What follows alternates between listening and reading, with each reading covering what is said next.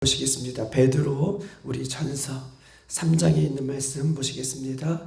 베드로 전서 우리 3장 10절에 있는 말씀. 제가 가지고 있는 성경 387쪽에 있는 말씀입니다. 베드로후서 3장 10절에 있는 말씀 387쪽 우리 10절 다 같이 한국 소리로 읽겠습니다.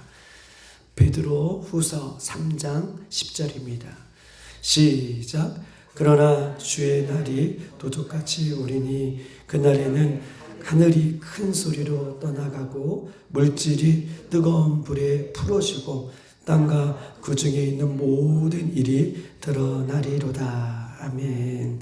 오늘 이 10절에 보면 주의 날이 도둑같이 임할 때에 어떤 현상들이 일어나는가, 이것을 세 가지로 요약하고 있는데, 하늘이 큰 소리로 떠나가고, 두 번째로는 물질이 뜨거운 불에 풀어지고, 세 번째로는 땅과 그 중에 있는 모든 일이 드러나리라 라고 하는 이 세 가지의 말씀으로 이 그날에, 주님께서 오시는 날에 이런 현상들이 있을 것이다 라고 하는 그 말씀을 세 가지로 요약하고 있는 말씀입니다. 우리가 지난주까지 마태복음 우리가 23장을 보았어요. 이제 24장, 25장은 예수님의 인생에 있어서 가장 중요한 말씀을 24장과 25장을 통해서 예수님께서 마지막을 하실 거예요. 그리고 나서 26장부터 마지막 28장까지는 예수님께서 십자가를 걸어가시는 마지막 장을 볼 거예요. 이제 이 마태복음도 이제 28장이면 끝나는, 어떻게 보면 이제 8분응선을 넘어오고 마지막 이제 이 피니시를, 마지막 결승선을 이제 지나는 그 십자가의 길을, 십자가의 사건을 만나는 장면을 예수님께서 남겨주시고 있어요. 그런데 예수님께서는 이 마태복음의 마지막 장을 달려가면서 마태복음의 24장과 25장을 여기에 끼워 놓으신 이유가 여기 있다는 거예요. 예수님은 마지막 이 십자가의 사건을 두고 마지막 때는 이런 현상이 일어날 것이다 라고 하는 말씀으로 예언하고 있는데, 마태복음 24장에는 마지막 때에 대한 예언의 말씀이고, 마태복음 25장은 마지막 때에 대한 비유의 말씀이에요. 열처녀의 비유, 이런 것이 등장하는 것처럼 25장은 마지막 때에 대한 비유의 말씀이 들어져 있고, 마태복음 24장에는 마지막 때에 대한 예언의 말씀을 이야기하고 있어요. 그렇기 때문에 마태복음 24장과 마태복음 25장은 어떻게 보면 예수님의 인생의 생애의 가장 마지막 엑기스의 말씀을 쏟아놓는 것이다 라고 이렇게 이야기하고 있는 것입니다. 성경은요, 우리에게 누누이 창세기부터 계시록까지 우리가 이 시작과 끝을 이야기하는 것처럼 성경은 처음부터 처음이 있으면 반드시 끝이 있다 라고 하는 주제로 우리에게 말씀을 하고 있는 거예요. 끝이 없으면 안 돼요. 성경은 처음이 있으면 반드시 끝이 있다. 첫 번째, 인간은 태어날 때가 있으면 반드시 어느 때가 있다? 죽을 때가 있다. 어저께 우리 장로님들, 권사님들 잠시 이렇게 이게 대화 중에 빨리 천국에 가고 싶다 이런 내용을 얘기하셨던 것처럼, 태어날 때가 있으면 사람은 죽을 때가 반드시 있다는 거예요. 그것이 개인적인 종말을 얘기하죠. 개인적인 마지막 때. 그런데 이 인간만 이렇게 되는 것이 아니라 하나님께서 창조하신 것이, 하나님께서 이 세상 우주 만물을 창조하셨는데, 이 창조하시는 처음이 있으면 창조하는 그 마무리가 반드시 있는 것임을 성경은 우리에게 이야기하고 있어요. 그런데 성경은 여기서 한 걸음 더 나아가요. 그러니까 개인적으로도 시작가 있고 끝이 있으면, 이 우주 만물이 처음이 있고 끝이 있으면 이것이 다가 아니라, 성경은 그 이후에 반드시 하나님의 뭐가 있다? 맞아요. 심판이 있다. 그렇기 때문에 우리는 살다가 죽는 인생이 아니라 반드시 잘 살아야 돼요. 믿음으로 살아야 돼요. 말씀으로 살아야 돼요. 끝까지 예수님을 잘 믿고 끝까지 예수님을 부인하지 않고 끝까지 신앙 안에 믿음 안에 산 사람은, 십자가 안에 산 사람은 그 영원한 천국의 은혜가 주어지지만, 예수님을 믿지 않고 회개하지 않고 돌아서지 않는 사람에게는 그 마지막이 영원한 지옥이 있음을 성경은 시작이 있고 끝이 있지만 반드시 그 너머에는 하나님의 심판이 있음을 우리에게 말씀을 하고 있는 것입니다. 오늘 이 마태복음 24장, 25장을 우리가 들어가기 전에 이 서두로 오늘 이 베드로 후서 3장에 있는 말씀을 함께 나누고 그 다음에 이 마태복음 24장, 25장을 들어가면 이 마태복음 24장, 25장이 좀 알기 쉽게 우리가 접근할 수 있기 때문에 이 베드로 후서 3장에 있는 말씀을 먼저 오늘 여러분에게 지금 이야기하고 있는 것입니다. 베드로후서 3장 10절에는 주의 날이 도적같이 오리라 라고 얘기하고 있어요. 우리가 잘 알고 있는 말씀, 불현듯 오는 거예요. 도적이 언제 올지 예고 없이 오는 것처럼 하나님의 날, 주의 날, 그 마지막 때는 도적같이 오리라. 예상 못하게 온다는 거예요. 그래서 끼어 있어야 돼요. 날마다 그날을 사모하며 끼어 있는 자만이 그날을 맞이할 수 있는 날인 것임을 성경은 우리에게 이야기하고 있어요. 그런데 거기서 멈추지 않고 도적같이 그의 날이, 주의 날이 임할 때에 베드로서 3장은 하늘이 큰 소리로 떠나가고, 하늘이 큰 소리로 떠나간다. 이 표현이 어떤 표현입니까? 어떻게 해석할 수가 있겠습니까? 하늘이 큰 소리로 떠나간다. 이 표현이 무슨 말이에요? 하늘이 떠나간다. 이 표현을 우리가 이해하기 쉽게 이해하려고 하면 우리 요한계시록에 있는 말씀을 한번 찾아봐야 되는데요. 요한계시록 20장 한번 11절에 있는 말씀을 한번 찾아보겠습니다. 요한계시록 20장 11절.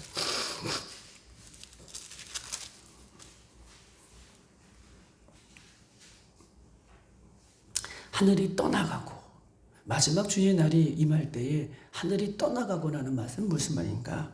우리 11절 다 같이 읽어보십시다. 시작. 또 내가 크고 흰 보좌와 그 위에 앉으신 이를 보니 땅과 하늘이 그 앞에서 피하여 간데 없더라. 땅과 하늘이 그 앞에서 어떻게 된다고 얘기해요? 피하여 갔다. 근데 간데 없더라. 사라졌다는 것을 얘기하고 있죠. 흰 보좌에 앉으신 이 앞에, 백보자 심판대 앞에 땅과 하늘이 피하여 간데 없더라 라고 이야기하고 있는 것이에요. 여러분, 하늘과 땅이 피하여 간데 없더라 라고 하는 말씀은 이 말씀으로 한번 더 구체적으로 얘기할 수 있는데, 우리 한번 요한계시록 21장 오늘 보십시다. 1절을 한번 읽어볼게요. 그 다음 장에 있는 1절. 그러면 땅과 하늘이 피하여 갔다, 없어졌다 라고 하는 말은 무엇인가? 21장 1절 시작. 또 내가 새 하늘과 새 땅을 보니 처음 하늘과 처음 땅이 없어지고 바다도 다시 있지 않더라. 아멘. 21장 1절에 보니까 처음 하늘과, 창조하신 하늘이죠. 처음 땅이 없어지고 뭐가 임하는 거예요? 1절에 보니까 와, 없어지는 것이 당연해요. 이 땅에 하나님께서 만들어주신 이 죄악으로 물든 이 땅의 하늘과 땅들도 처음에 있는 것들이 그렇게 사라지는 거예요. 그리고 어떤 것이 임하기 때문에 새 하늘과 새 땅이 임하기 때문에. 근데 2절은 더 새 하늘과 새 땅을 구체적으로 얘기해요. 2절 한번 읽어볼까요? 21장 2절 시작. 또 내가 보매 거룩한 성 예루살렘이 하나님께서부터 하늘에서 내려오니 그 준비한 것이 신부가 남편을 위하여 단장한 것 같더라. 새 하늘과 새 땅, 새 하늘과 새 땅이 임하는데 그 하늘로부터, 하나님으로부터 하늘에서 내려오는 것이 있는데 그것이 새 예루살렘이라는 거예요. 그러니까 하나님의 나라가 이 땅에 도래될 때에, 임할 때에 예전 것은 하늘이든 땅이든 다 사라져 없어진다. 예전 것은 다 지날 것이니 보라 새 것이 되었도다. 얼마나 중요해요. 시작이 있으면 끝이 있는데 그 끝 너머에는 우리에게는 새 하늘과 새 땅, 새로운 것으로 하나님께서는 임하는 그 마지막 때를 이야기하는 거예요. 그러니까 마지막 때는 우리에게서는 두려운 날이 아니에요. 예수 믿는 날에는 새 하늘과 새 땅을 맞이하는 그 남편을 맞이하는 신부가 남편을 맞이하는 그런 날이 될 것이다 라고 하는 거예요. 그래서 하늘이 떠나가는 거예요. 옛 하늘이 떠나가는 거예요. 물러가야 돼요. 그리고 새 하늘을 맞이하게 되는 그 날임을 성경은 오늘 베드로후서에서 이야기하고 있는 것입니다. 또 베드로후서 3장 10절에는 이렇게 표현하고 있죠. 이제 하늘이 떠나가고라는 말은 우리가 이제 알았어요. 그러면 이 중간쯤 보면 물질이 뜨거운 불에 풀어지고 라고 얘기하고 있습니다. 여러분, 물질이 뜨거운 불에 풀어지고 주의 날이 임할 때, 도둑같이 임할 때, 예수님께서 이 땅에 다시 오실 때에 물질이 뜨거운 불에 풀어지고, 이 말은 무슨 말입니까? 물질이 풀어진다 라고 하는 이 표현을 제가 한번 정리해 갖고 왔는데, 우리 개역개정의 성경에는 이렇게 물질이라고 나와 있어요. 그리고 킹 제임스 버전, 아주 오래된 권위에 있는 킹 제임스 버전이라고 하는 데는 체질이라고 이렇게 표현되어 있더라고요. 그리고 새번역 성경에는 원소들 아주 정확하게 표현하고 있는데, 영어 성경에는 엘러먼트라고 원소라고 얘기하고 있어요. 즉 다시 말해서 이것을 종합해 보면 여기는 개역개정에는 물질, 킹 제임스 버전은 체질이라고 나와 있지만 정확한 표현으로는 새번역과 영어의 원문에 보면은 원소들이라고 이야기하고 있는 것입니다.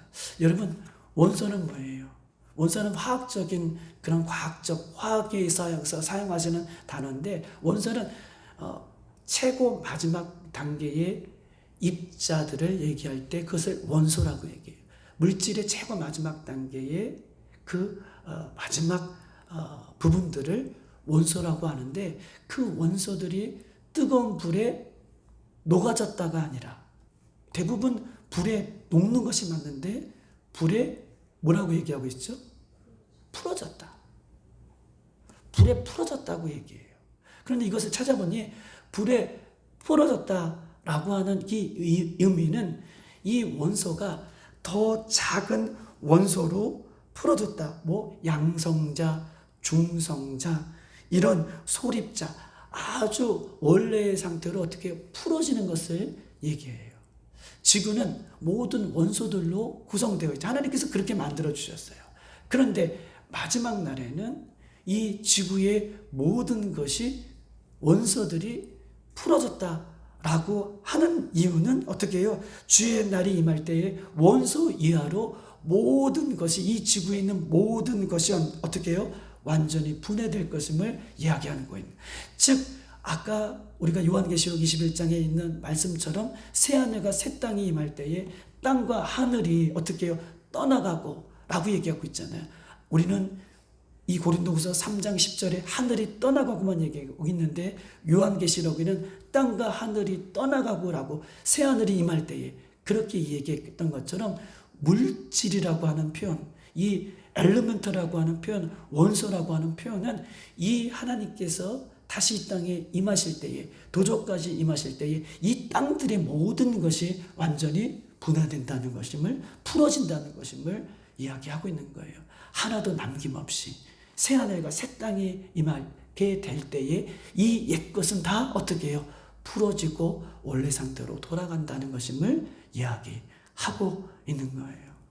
이런 말을 볼 때에 사람들은 두려움을 떨지만 우리는 새 하늘과 새 땅을 맞이하기 때문에 처음 것은 지나가는 것이구나, 이렇게 해석을 지금 본문은 하고 있다는 것입니다.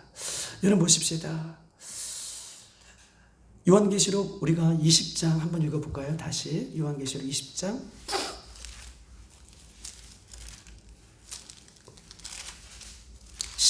11절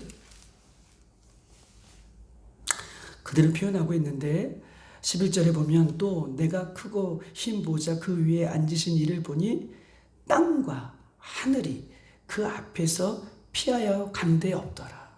그러니까 고린도후서 아까 하늘이 떠나가고야 했을 때는 하늘만 얘기하는 것이 아니라 그 두 번째 물질을 이야기하는 것은 이 땅을, 이 지구를 이야기하고 싶어서, 이 모든 것을 이야기하고 싶어서 물질 원소라는 그런 이야기를 본문은 우리에게 하고 있는 것입니다. 여러분 보세요. 베드로는요 어부 출신이에요. 그런데 베드로후서 기록한 이 베드로가 이 엄청난 화학적이고 물질적이고 과학적인 이런 이야기들을 표현해낼 수 있었던 이유는 이것이 하나님의 말씀이 아니고서는, 할렐루야, 이것이 하나님의 말씀이 아니고서는 베드로가 이렇게 표현해낼 수 없는 거예요. 이것이 하나님의 말씀이기 때문에 2000년 전에 베드로가 이렇게 환상 중에 하나님의 영감을 받아서 이 이야기를 펴내고 있는 거예요. 이것이 하나님의 말씀입니다. 아무리 과학자들이 하나님의 말씀을 증명하지 못한다라고 얘기할 수 있어도 이미 성경은 그 화학을 뛰어넘어 이 마지막 때 어떻게 될 것임을 우리에게 증명하고 있는 것임을 성경은 우리에게 이야기하고 있어요. 또 마지막입니다. 이 베드로후서 우리가 3장 10절에 보면 어떤 일이 일어나냐면 땅과 그 중에 있는 모든 일이 어떻게 된다고 얘기해요? 드러나리로다. 땅과 그 중에 있는 모든 일이 드러나리로다. 이것은 무슨 말입니까? 예수님께서 다시 도적같이 임할 때에 땅과 그 중에 있는 모든 일이 드러나리로다. 이 말을 이해하기 위해서는 우리 20장 12절에 있는 말씀을 우리가 보면 알 수 있습니다. 요한계시록 우리 20장 12절에 있는 말씀 한번 보십시다. 다 같이 12절 시작. 또 내가 보니 죽은 자들이 큰 자나 작은 자나 그 보좌 앞에 서 있는데 책들이 펴 있고 또 다른 책이 펴졌으니 곧 생명책이라 죽은 자들이 자기 행위를 따라 책들에 기록한 대로 심판을 받으니. 아멘. 여기 보니까 보좌 앞에 책들이, 여러분 주일날 말씀드렸던 것처럼 책들이라는 것은 복수형이죠. 2개의 책이 있다는 거예요. 근데 그 책들이 덮여져 있는 것이 아니라 이미 백보자 심판대 앞에 있는데 책들이 펼쳐져 있다는 거예요. 이미 알고 있다는, 모든 것을 다 알고 지금 이 책들이 펼쳐져 있는데 하나는 생명책이고 하나는 행위책이에요. 어떻게 살았는지, 어떻게 이 땅에 있었는지. 그런데 오늘 고린도후서 3장 10절에는요 땅과 그 중에 있는 모든 일이 드러나리라. 땅과 그 안에 있는 모든 것이 드러나리라.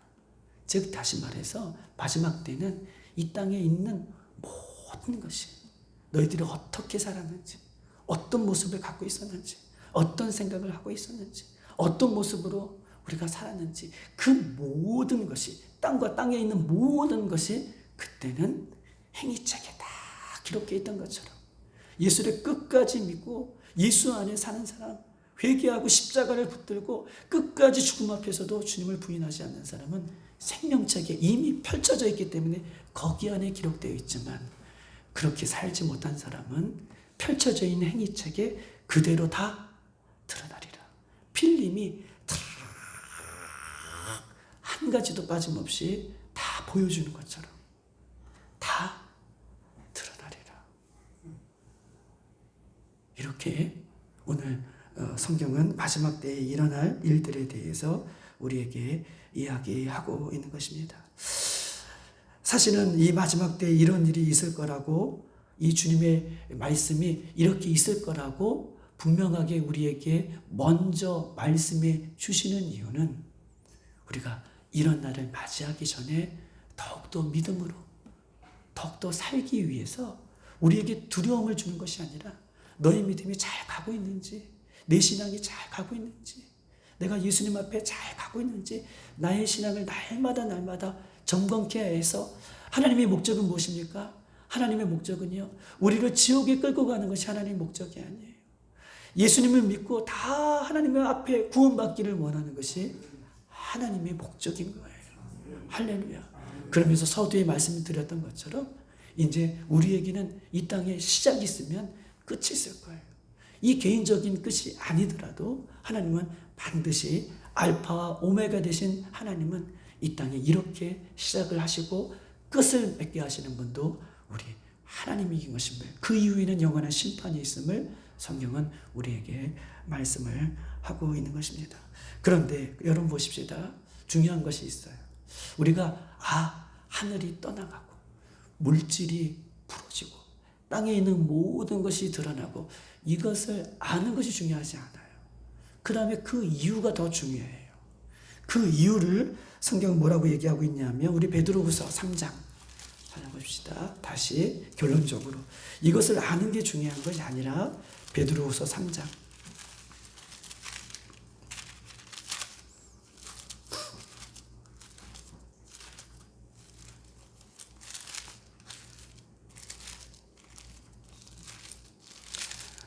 자, 베드로후서 3장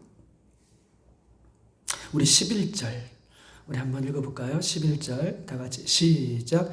이 모든 것이 이렇게 풀어지니 너희가 어떠한 사람이 되어야 마땅하냐? 거룩한 행실과 경건함으로 12절까지 시작. 하나님이 날이 임하기를 바라고 간절히 사모하라. 그날에 하늘에서 불이 타서 풀어지고 물질이 뜨거운 물에 녹아지려니와. 아멘. 11절에 그 힌트를 주고 있어요. 이런 일들이 있을 것인데 11절 이 모든 것이 이렇게 풀어지니 너희가 어떠한 사람이 되어야 마땅하냐. 이런 일이 있는데 너 어떤 모습으로 살아갈래? 이런 일이 반드시 있을 것인데 너 어떤 신앙으로 살아갈래? 이것이 더 중요하다는 거예요. 이것을 아는 게 중요한 게 아니라 알고 문제를 풀지 못하면 그 문제는 내게 아니죠. 선생님이 많이 가르쳐줬어요. 야, 이거 시험에 나온다. 알면 뭐예요? 실질적으로 내가 연필을 들고 풀어내야지. 그것이 내 것이 아니에요. 그것이 내 점수가 되는 거잖아요. 이것을 안다고 중요한 게 아니에요. 마지막 때 이런 현상이 있고 이런 일들이 있고 이런 징조가 있고 우리는 여기에 관심이 있지만 하나님은 11절을 이야기하고 싶어서 10절을 이야기하는 거예요. 11절 이런 일이 있을 것인데 이렇게 풀어질 것인데 너희가 어떠한 사람이 되어야 마땅하냐. 어떠한 사람이 어떠한 사람으로 어떠한 모습으로 어떤 신앙으로 어떤 믿음으로 살아가는 것이 마땅하냐. 그러면서 힌트를 주고 계셔요. 거룩한 행실과 경건함으로. 거룩은 무엇입니까? 예수님을 믿는 우리들이 구별되게 살아가는 거예요. 말씀과 기도로 거룩함을 잊지 말라는 거예요. 할렐루야. 날마다 말씀과 기도로 이 거룩한 모습을 세상과 구별된 모습을 잃어버리지 말라라고 이야기하고 있는 것입니다. 두 번째는 경건에 대해서 이야기해요. 거룩한 행실과 경건함으로. 경건은 무엇입니까? 우리 디모데전서 4장 7절 망령되고 허탄한 신화를 버리고 경건에 이르도록 내 자신을 연단하라. 내 자신을 훈련하라. 그 앞에 보세요. 망령되고 허탄한 신화. 이 세상의 모든 것들 이런 것들에 빠지지 않기 위해서 어떻게 해요? 너희 경건을 그렇게 빠지지 않는 훈련을 어떻게 해요? 연단하라. 훈련하라. 라고 얘기해요. 세상의 많은 유혹들에 빠지지 않기 위해서 훈련하라. 연단하라. 이것이 경건이라는 거예요. 경건은 세상의 많은 것들에 빠지지 않는 것. 이것을 우리에게 이야기하고 있는 것입니다. 그런데 연단하라. 연단은 뭐예요? 계속해서 방치로 그 쇠붙이를 때려 연단하는 것처럼 훈련하는 거예요. 훈련의 연속과 반복이, 훈련의 연속과 반복이 결국 열매로 드러나는 거예요. 여러분 잘하고 있는 거예요. 새벽 예배, 말씀, 기도, 다람쥐 책받기처럼 이렇게 살아가는 모습처럼 살아가지만 그것이 연단하는 거예요. 하고 싶은 거를 마다하고 그래 기도의 자리를 지켜야지. 말씀을 봐야지. 그래 내가 예배해야지. 이렇게 날마다 훈련하고 연단하는 반복의 결과가 열매로 드러나게 되어 있다. 그런데 중요한 것은 8절에 이렇게 써 있습니다. 육체의 연단은 약간의 유익이 있으나 경건은 범사에 유익하니 금생과 내생에 약속이 있느니라. 할렐루야. 와, 이렇게 여러분들 연단하고 연습하고 반복하는 것은 어디하고 연결되어 있냐면 금생과 내생의 약속이니라. 우리 이 연단의 모습은요, 영혼과 연결되어 있다는 거예요. 육신의 연습은 내가 건강도 얻을 수 있고 또 밥맛도 좋아질 수 있고 젊어질 수 있고 또 뭐 육신의 연습은 이런 긍정적인 모습만 우리에게 줄 수 있지만 우리가 경건의 연습, 이렇게 경건한 삶을 살아가기 위해서 날마다 연습하는 것은 금생과 내생에 유익이 있다. 즉 경건의 모습은 그 영원한 세계와 연결되어 있음을 성경은 약속으로 우리에게 이야기하고 있어요. 수지 맞는 거죠.